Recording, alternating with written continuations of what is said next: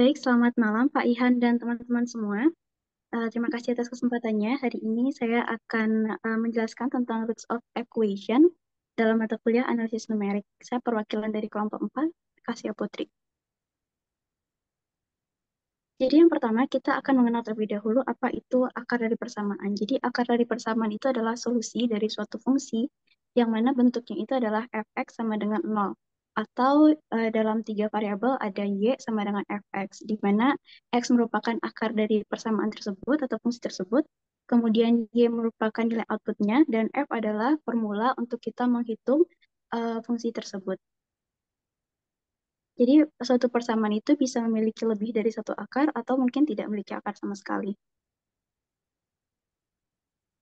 Selanjutnya kita masuk kepada metode-metode untuk menentukan akar. Yang pertama yaitu ada incremental search method, di mana di sini kita akan mendeteksi roots dan kita akan melakukan bracketing juga. Setelah itu kita akan mengetahui nilai fungsi ketika fungsi tersebut dimasukkan nilai x1 dan x2 memiliki tanda berlawanan. Artinya ada setidaknya itu ada satu akar di antara interval x1 dan x2 tersebut. Kemudian kekurangannya adalah sulit mendeteksi dua akar yang berdekatan jika interval lebih besar dari jarak akar. Kemudian akar ganda tidak akan terdeteksi. Kemudian memungkinkan terjadinya kesalahan menganggap pol sebagai akar. Oke, kita lanjut ke metode yang kedua, yaitu ada bisectional method atau interval halving method. Di sini kita akan membutuhkan interval x1 dan x2, di mana nilai mutlak dari x1 kurang x2, x2 kurang x1 adalah lebih kecil dari epsilon. Kemudian jika f1 dan f2, f1 itu adalah nilai ketika x1-nya dimasukkan dalam fungsi, begitu juga dengan f2, memiliki tanda berlawanan, maka akan ada akar di antara x1 dan x2 tersebut. Kemudian kita akan membagi dua menentukan titik tengah sebagai X3. Jadi jika F1 dan F3-nya memiliki tanda berlawanan, maka akar akan berada di antara X1 dan X3. Namun jika F2 dan F3 memiliki tanda berlawanan, maka akarnya berada di antara X2 dan X3. Hal ini akan dilakukan berulang yang disebut iterasi. Nah, proses untuk mendapatkan hasilnya sendiri itu cukup panjang. Selanjutnya, metode ketiga yaitu ada regula falsi. Ini membutuhkan interval juga X1 dan X2 untuk bracketing akarnya. Kemudian, seperti tadi, F1 dan F2 yang memiliki tanda berlawanan, maka akan ada akar di antara X1 dan X2 tersebut. Kemudian kita akan menentukan X3. Nah, ini perbedaannya dengan metode sebelumnya, yaitu dalam mencari X3-nya, kita tidak membagi dua, tetapi ada rumusnya di mana X3 kita anggap sebagai C, X2-nya adalah B, dan X1-nya adalah A. Jadi C adalah B dikurangi dengan FB kali B kurang A dibagi FB dikurang FA. Dibagi FB dikurang FA. Jika F1 memiliki tanda yang sama dengan yang tanda yang sama, maka X1 akan digantikan dengan X3. Namun jika X2 dan X3 memiliki tanda yang sama, maka akan digantikan X2-nya. Ini tahapnya juga cukup panjang. Selanjutnya kita masuk kepada readers method, yaitu modifikasi dari regula falsi dari metode sebelumnya, di mana X3 merupakan titik tengah antara X1 dan X2, dan pada metode ini kita akan mencari X4 dengan rumus X4 sama dengan X3 tambah kurang X3 kurang X1, dikali dengan F3 dibagi dengan F3 kuadrat, akar dari F3 kuadrat dikurang F1 dikali F2. Metode ini lebih reliable dibanding ketiga metode sebelumnya, karena akar berada di antara X1 dan X2, artinya X4 akan selalu berada pada interval tersebut. Kemudian ini lebih cepat konvergennya dan juga namun ini agak kompleks pada implementasinya. Oke, kita akan lanjut kepada menentukan akar. Saya akan memberikan contoh di sini menentukan akar dengan metode readers method. Di sini kita ada soal fx sama dengan x pangkat 3 dikurang 10x kuadrat ditambah 5, di mana intervalnya itu di antara 0,6 dan 0,8. Kita akan mulai dari starting point-nya, yaitu di 0,6 dan 0,8. Kita tinggal masukkan saja ke dalam fungsi berikut. Setelah itu kita akan mendapat hasil f1, yaitu 1,616. Kemudian juga untuk X2-nya itu adalah 0,888. Setelah itu kita akan iterasi yang pertama, kita tentukan dulu X3-nya. Di sini adalah nilai tengah di antara X1 dan X2, yaitu 0,7. Setelah itu kita akan dapatkan nilai F3-nya itu 0,443 dengan memasukkan nilai X3 pada fungsi tersebut.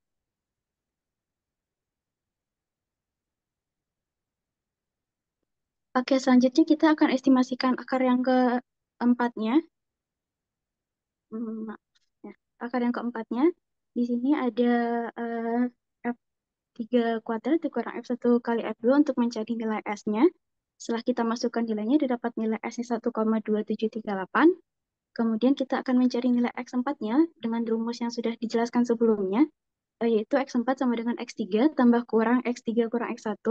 Nah, tanda dari tambah kurang ini kita akan gunakan tanda plus karena F1 lebih besar dari F2. Kemudian didapatkan nilai X4-nya itu 0,7348, sehingga nilai F4-nya itu adalah minus 0,026104. Jadi kalau kita kumpulkan nilai F yang sudah kita cari sebelumnya di sini, kita dapatkan empat nilai tersebut, dan kita cari yang paling memenuhi untuk lanjut kepada iterasi kedua. Nah, berdasarkan data berikut, kita dapat melihat bahwa data yang paling memenuhi itu adalah F3 dan F4. Karena seperti yang sudah dijelaskan sebelumnya, bahwa akar tersebut akan menghasilkan fungsi dengan hasil 0 pada akhirnya, dan hasil fungsi yang paling mendekati 0 adalah 0,443 dan minus 0,0026 Dan juga syaratnya adalah tanda yang berlawanan dan tanda F3 dan F4 adalah berlawanan. Jadi yang akan lanjut pada iterasi kedua adalah X3 dan X4. Jadi pada X3 dan X4 akan kita ubah menjadi X1 dan X2 dan kita lanjutkan pada iterasi kedua. Kita cari nilai tengahnya yaitu 0,7174. Maka didapatkan nilai F3-nya itu adalah 0,226. Dan nilai S-nya itu kita dapatkan 0,22518. Oke, setelah itu kita akan menentukan X4-nya menggunakan rumus yang sama dari yang sudah dijelaskan sebelumnya, yaitu X3 ditambah X3 kurang X1 dikali dengan F3 bagi S, didapatkan hasil X4-nya itu 0,7346, sehingga kita akan menguji nilai Fx-nya di sini. Ketika kita masukkan ternyata tercapai nilainya itu 0. Jadi nilai akarnya sudah terpenuhi pada X4 yang kita cari pada iterasi kedua, yaitu 0,7346. Jadi ini adalah akar dari persamaan yang sudah pada soal tersebut. Oke, selanjutnya kita akan masuk pada programnya. Saya izin stop dulu ya, Pak. Ya, Bu.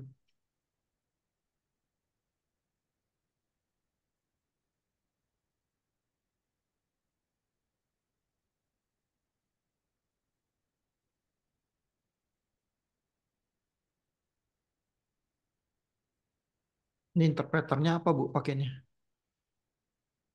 Maaf, Pak, gimana, Pak? Ini kok programnya pakai apa nih, Bu? Bukan Ini pakai pakai Anaconda ya?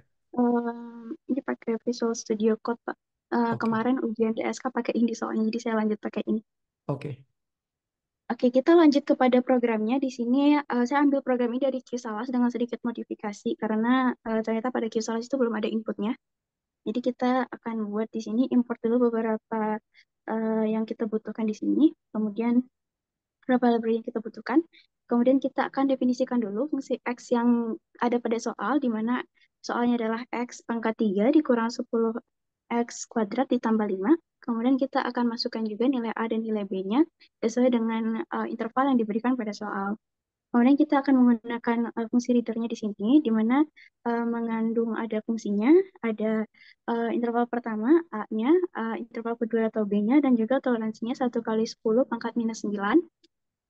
Kemudian di sini kita akan masukkan mencari nilai FA atau pada pengerjaan soal sebelumnya saya tulis sebagai F1 dan juga FB. Nah, jika kita menemukan hasilnya langsung 0, maka nilai A adalah langsung menjadi akarnya. Namun jika tidak, maka kita akan lanjutkan kepada iterasinya. Jadi ini adalah limitasi untuk iterasi pada programnya. Kita akan lakukan sampai iterasi ke-30. Jika tidak, maka dia langsung akan membuat too many iteration atau iterasinya terlalu banyak. Pada bagian ini hanya rumus-rumus saja seperti yang sudah saya jelaskan sebelumnya yang dibentuk kepada codingan di sini.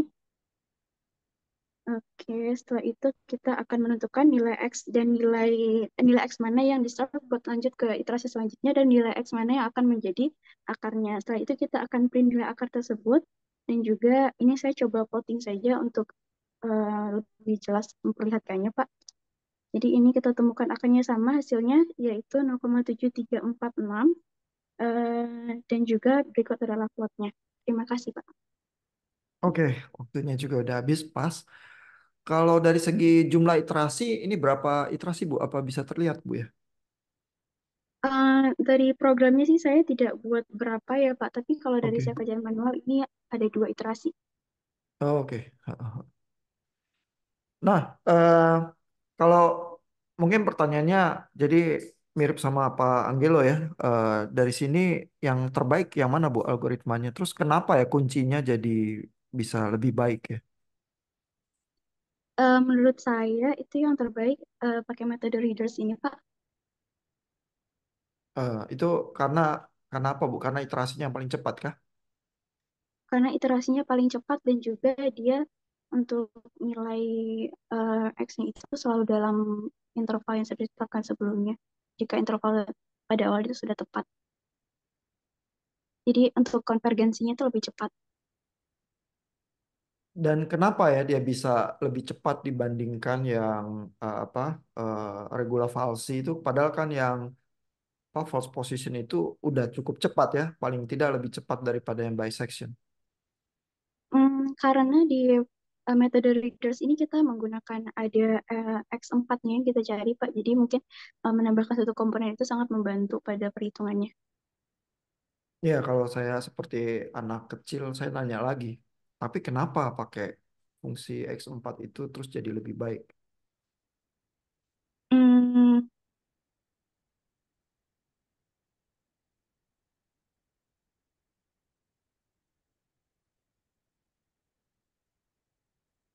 saya belum tahu kalau yang itu, Pak. Oh, oke, oke, oke. Nanti bisa baca Q-Salas lagi juga sih ya. Jadi kalau dia interpolasi aja kayak regula falsi kan dia sebenarnya berpikirnya adalah saya pokoknya punya 2 titik terus saya tarik garis lurus ya. Nah ini kalau dia lempar ke fungsi yang lain garisnya nggak mesti lurus jadinya. Jadi di situ apa letak perbedaannya sih. Oke, dari sisi Bu Kosyah sendiri ada pertanyaan nggak Bu waktu ngerjain ini? Coding-codingannya ada kesulitan nggak waktu diadaptasi? Untuk codingannya eh, nggak ada kesulitan Pak sejauh ini, tapi saya masih agak bertanya-tanya untuk menentukan limitasi di awal ini, interval di awal itu paling efektif pakai apa ya Pak? Karena kalau saya baca di QSalas katanya tidak ada resep khusus untuk menentukan iterasi tersebut gitu. Apakah dengan menentukan tanda yang berlawanan antara interval X1 ke X2-nya itu sudah cukup? Jadi nanti kita ulang-ulang sepanjang iterasi atau ada tips lain agar mempercepat menemukannya, Pak. Ya, jadi Q-Salas tuh benar ya, nggak ada resep khususnya ya. Jadi kelemahannya yang kayak gini ya, yang istilahnya bracketing method ya, kita tuh udah harus tahu dari awal kurang lebih roots-nya ada di mana, terus kita kurung. Jadi kalau kita nggak tahu sama sekali, terus main tebak aja, kalau kita tebakannya buruk, bisa jadi salah ya, karena kita nggak yakin dia ada di dalam brackets-nya itu. Atau kalau kita sampai nggak yakin banget, kita terpaksa ambil brackets-nya gede ya, supaya oh ada dimanapun pokoknya yang terkena gitu ya. Tapi kalau brackets gede itu kan artinya dia nanti konvergennya lambat ya. Apalagi yang bisection karena dia cuma separoh, separoh, separoh gitu, terus jadinya lambat sih. Jadi akhirnya karena kalau nggak tahu, akhirnya kita kompromi, terus kadang-kadang kita sial, bisa jadi lambat iterasinya, atau kadang-kadang ya nggak ketemu ininya karena kita salah bracketingnya. Ya. Dilemanya gitu. Makanya nanti ada metode yang lain lagi yang di chapter yang minggu depan untuk bisa keluar dari problem-problem itu sih. Hmm. Hmm. Hmm. Terima Thank you kasih, Bu Pak. Kos ya, pertanyaannya bagus.